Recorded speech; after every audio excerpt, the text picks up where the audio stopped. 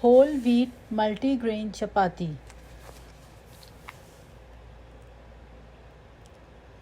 Whole wheat multigrain flour, water, salt.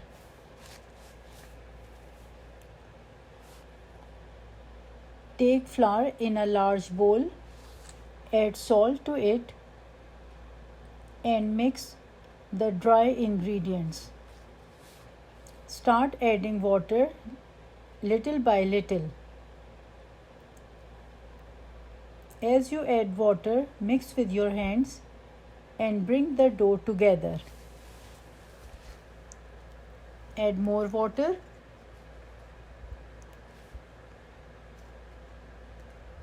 You may need more or less water depending on the kind of flour.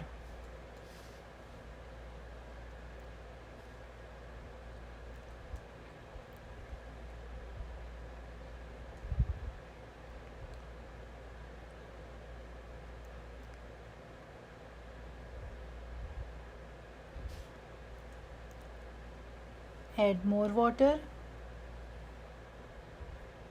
Once the dough comes together, start kneading the dough. Knead with the knuckles of your fingers, applying pressure.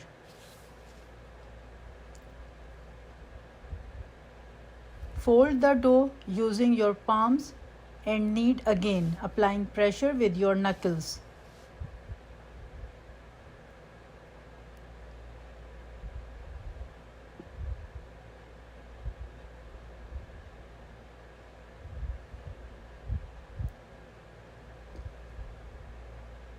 Keep kneading until the dough feels soft and pliable.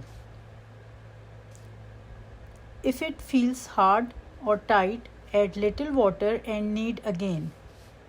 If it feels so sticky and soft, add some flour and mix.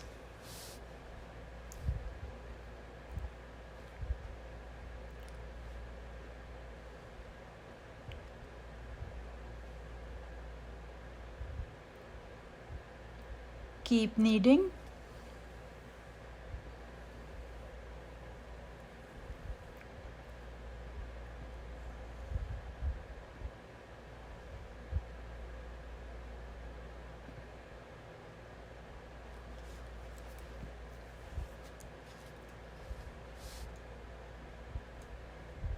Once done, the dough should be smooth.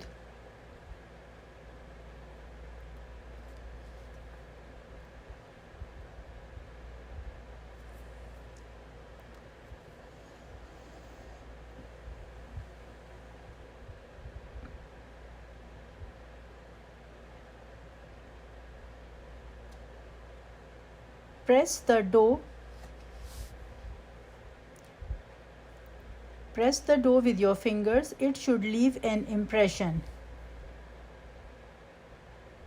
Transfer the dough into an airtight container and refrigerate it for at least 1 hour or rest for 1 hour at room temperature.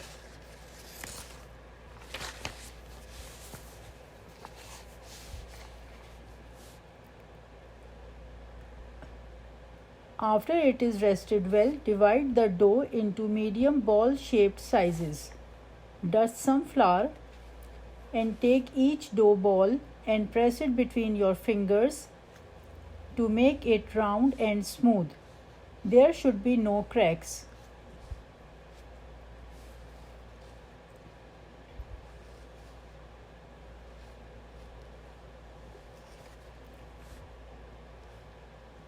The dough balls are ready.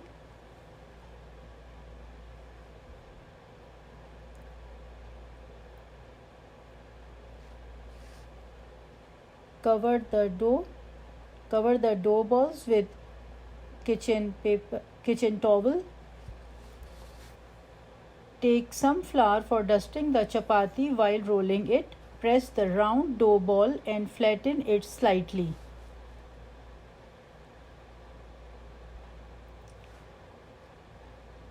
Then start rolling the chapati using a rolling board and rolling pin. If you are rolling it correctly, the dough will move in circular motion on its own and the chapati will roll evenly. This comes with practice.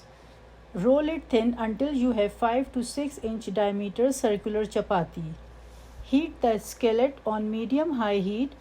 Make sure the skillet is hot enough before you place the chapati. Dust excess flour off the rolled chapati and place it on the hot skillet. Let it cook until you see some bubbles on top side. At this point, flip the chapati. You don't want the first side to cook too much. Now let the other side cook more than the first side. Press the chapati with any cotton cloth or tongue. It will puff up.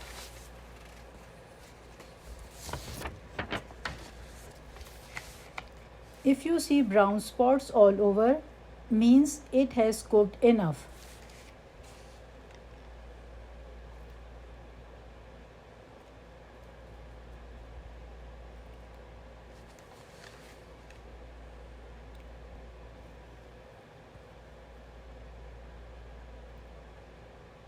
Now remove the chapati from the skillet using a tongue and transfer in a kitchen towel to keep them warm.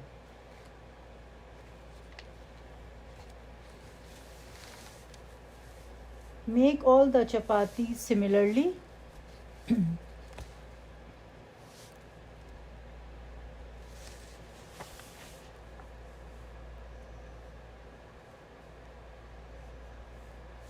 Press the chapati with any cotton cloth or tongue.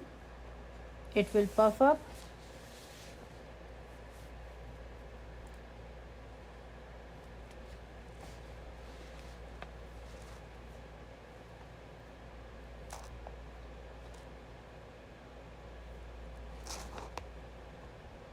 Enjoy and serve warm along any gravy or curry of your choice.